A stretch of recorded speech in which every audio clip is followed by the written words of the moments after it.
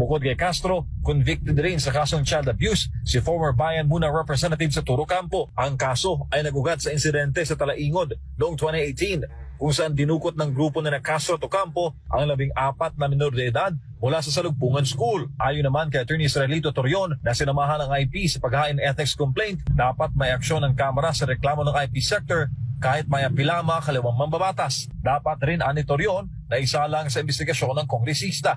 Nakikita naman namin at natin na convicted na siya sa regional trial court, and even if it is on appeal, before higher courts, but the administrative aspect of the crimes that she committed should be likewise under investigation.